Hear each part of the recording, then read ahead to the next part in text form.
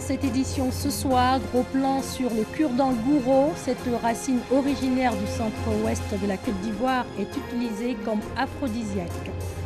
Enseignement professionnel, le brevet de technicien BT désormais confié au privé.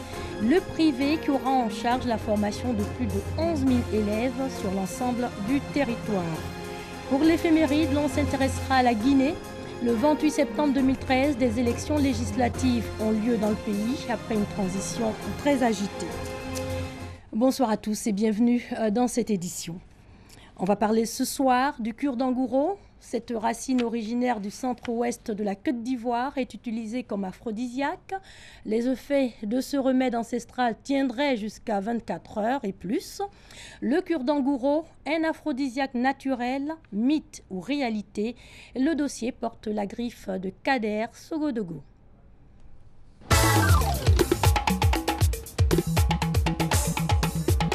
Desra Village, nous sommes dans le département de Zenoula, dans la région de la Marawi. La forêt se présente avec tout son charme. Une forêt au parfum et au contenu riche et varié. Ici, nous sommes en pays gouro. Une des richesses du terroir est justement dans cette forêt, le cure-dent gouro. Amis auditeurs de la radio La Voix de la Marawi, bienvenue à Boisflé, la cité du cure-dent gouro, le vrai cure-dent gouro aux vertus aphrodisiaques et aux vertus en tout cas énormes. Une plante dont les vertus ne sont plus à présenter, dit-on. Le cure-dent gouro, c'est un excitant. Un excitant que nos parents d'avant, dans leurs recherches, ont pu trouver ça pour leur donner un peu d'énergie. Comment cette énergie? Parce que c'était des grands planteurs, des grands cultivateurs. Et ils avaient pour soutien les femmes. Donc il fallait avoir plusieurs épouses. D'autres en avaient 7, même 12. Et en avoir 12, c'était pas facile. Le cure-dent gouro est appelé péra. C'est une plante en brousse qu'on utilise quand le garçon n'est pas puissant. Quand il mange la plante et qu'il consomme le liquide, en quelques instants, en tout cas, il devient vraiment un garçon. Le mythe brisé, en compagnie de certains guides, nous allons à la recherche du trésor culturel. Sa récolte relève du secret et est une histoire d'initié. Après quelques instants de patience, notre guide est de retour. Le mythe continue de tomber. Voilà. C'est le cure-dent gouro. Quand il grossit, voilà la dernière grosseur. La dernière grosseur. Il y a clair, il y a clair faux. Mesure avec le majeur du doigt. Voilà. Chez le gourou, le cure-dent du même nom est une affaire des hommes. Mais tout le monde le sait, seules les femmes peuvent attester de l'efficacité de la tige. Quand je le vois manger, vraiment, ça me chauffe le cœur. Parce que je me dis que cette nuit-là, je ne vais pas avoir la paix dans le lit. Le cure-dent gouro, c'est fort. Ça m'a donné 2 jumeaux, une fille, un garçon. Quand on pense à la médecine moderne, nous avons la chance d'avoir un médecin qui est un élu et d'ethnie gouro. C'est une plante qui renferme beaucoup de vertus, dont l'amélioration de la libido. Nous-mêmes qui avons expérimenté, nous n'avons pas trouvé d'effet secondaire dans le cure-dent gouro. C'est une substance qui plutôt donne du tonus, de la force à l'homme et ça rend l'homme plus efficace même. Dans la Marawi, le cure-dent gouro constitue une véritable richesse. Quand on finit de manger le cure-dent gouro, il faut le mettre au mûr, qui signifie que ce qu'on recherche doit être toujours debout. C'est pourquoi on dit dokli. Dokli, cli c'est onomatopée. C'est l'action de s'arrêter dur, de s'arrêter dru. C'est le rein qui est là. Ça va s'en prendre pour travailler. Bon, si le rein est faible, le moteur, lui, ne travaille pas. Il appartient aux élus et au cadre de la Marawi de faire la promotion du cure-dent gouro qui peut apporter beaucoup à cette région.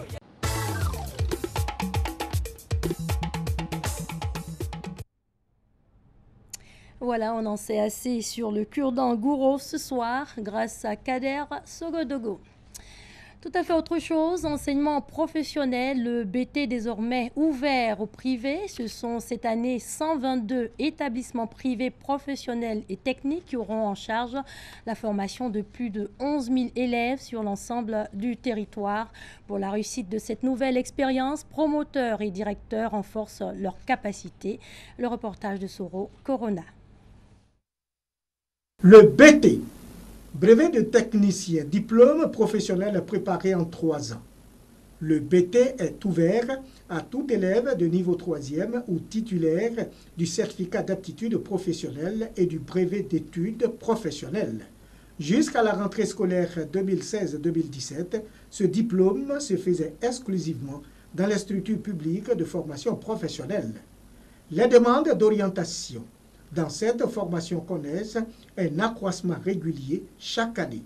Pourtant, les capacités d'accueil des établissements publics sont insuffisantes. Face à cette situation, le gouvernement a décidé d'ouvrir le BT aux établissements privés. Les promoteurs de ces établissements sont en formation à Yamoussoukro pour renforcer leurs capacités. Aujourd'hui, le vivier est important et on ne peut pas continuer donc à laisser ce maillon-là dans la formation uniquement au secteur public. C'est dans le cadre de l'accompagnement que cette rencontre a lieu pour essayer de voir les aspects pédagogiques, les aspects administratifs pour la mise en œuvre effective de cette décision qui est une volonté donc du gouvernement. La coordination des établissements privés de la formation professionnelle et technique en Côte d'Ivoire salue l'initiative. Vous venez de traduire par votre engagement aux côtés du privé 2 projets chers au président de la République, c'est-à-dire le partenariat public-privé et l'émergence de la Côte d'Ivoire qui se caractérise par l'Ivoirien nouveau qui aspire à une bonne formation. Pour cette phase d'expérimentation, plus de 11 000 élèves sont concernés.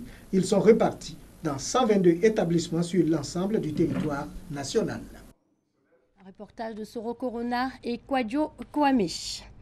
De nouveaux chantiers de bitumage ouverts dans la commune de Cocody. Ces travaux vont coûter environ 200 millions de francs CFA.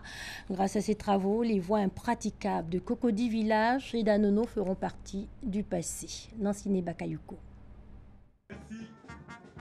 Ce premier coup de pioche effectué par le maire de Cocody, Mathias Akangouan, marque le début des travaux de bitumage des quartiers de Cocody Village et d'Anono. Une action de développement, mais pour les populations d'Anono, presque un geste humanitaire. La voie vraiment est désagréable, surtout quand il pleut, on n'arrive pas à passer parce que les gens ouvrent les regards et l'eau la passe. Et devant l'hôpital, ça ne fait pas joli. On est obligé à tout moment, tu es sapé, tu vas sauter. Donc ce qui fait qu'on peut inviter nos amis dans le village. C'est un village vraiment qui est très sale. Effectivement, pour l'administration hospitalière locale, à cause de cette insalubrité, la bataille quotidienne contre les maladies bactériennes n'est pas gagnée d'avance. Tout le monde sait que les flaques d'eau sont la cause de pullulation de moustiques, vecteurs de maladies. Donc nous pensons que le bitumage de cette voie-là va permettre de réduire considérablement certaines maladies. À Anono comme à Cocody Village, ces projets vont non seulement faciliter l'accès aux différents quartiers en toute saison, par l'aménagement et le bitumage des principales voies d'accès, mais également régler les problèmes sociaux, notamment de santé. D'autres ouvrages comme les écoles vont également être réhabilités.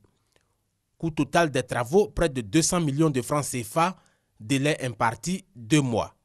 Quant aux nouvelles priorités du maire Mathias Akangouan, elles tournent autour des projets liés au changement climatique et au développement durable. Bientôt, on va aller à la COP23. Le gouvernement nous a annoncé que c'est notre projet qui sera le guide.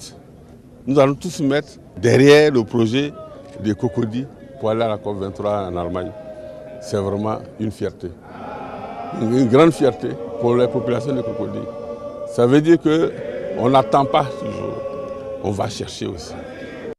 Tous ces projets pour la splendeur de Cocody ont déjà reçu l'approbation de la communauté mondiale du climat. Ils devraient bénéficier de financements conséquents au terme de la COP 23 prévue du 6 au 17 novembre prochain en Allemagne. Et en image, chauffer une piscine grâce à un data center, c'est désormais possible. C'est dans l'Est parisien. Et cette piscine est l'œuvre d'une start-up grâce à une technologie pour récupérer la chaleur dégagée par des serveurs informatiques, les ordinateurs, et invente ainsi l'eau chaude.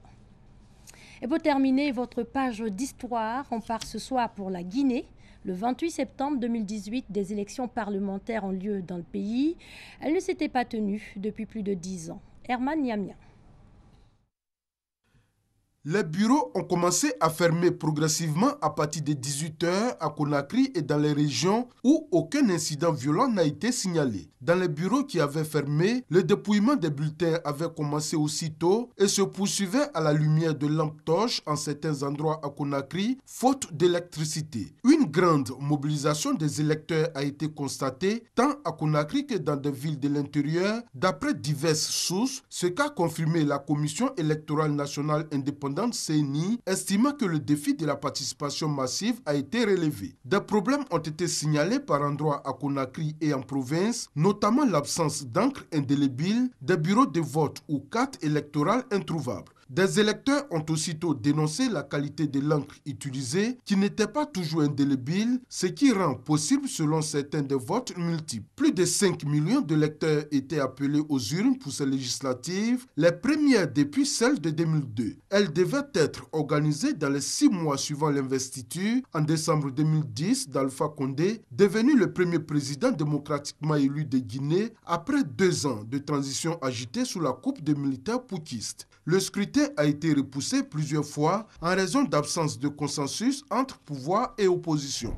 notamment sur le fichier électoral. Le processus électoral a été grippé pendant plusieurs mois par un bras de fer entre les deux camps qui a parfois conduit à des manifestations marquées par des violences meurtrières. L'opposant Cellou Dalein Diallo, principal adversaire politique du président Condé, a de son côté regretté des anomalies ayant empêché des militants de l'opposition de voter. Il a mis en garde contre toute tentative de fraude, ce qu'a également fait Sidia Touré, autre chef de l'opposition. Nous sommes déterminés à aller aux élections dans la paix, mais nous n'accepterons pas des résultats tronqués. Toute la Guinée sera dans la rue si jamais nous constatons que les résultats donnés ne sont pas conformes à la réalité, a averti Sidia Touré. Au total, 1714 candidats parmi une trentaine de listes ont participé à ces élections visant à désigner 114 députés. En dépit de la multitude des candidatures, le scrutin se résume pour l'essentiel à une confrontation entre les deux coalitions constituées autour du Rassemblement du peuple de Guinée, RPG, tendance socialiste du président Condé, et de l'Union des forces démocratiques de Guinée, UFDG, tendance libérale de Cellou Dalein Diallo. Un des points fondamentaux de désaccord entre les deux camps était le fichier électoral que l'opposition soupçonnait d'avoir été gonflé en faveur du pouvoir dans les zones considérées comme pro-Condé et réduit dans des zones réputées fiefs des opposants. Autre point de désaccord, la CENI, jugée partiale par les opposants. La contestation politique a été marquée ces derniers mois par plusieurs manifestations qui ont dégénéré en débordements meurtriers.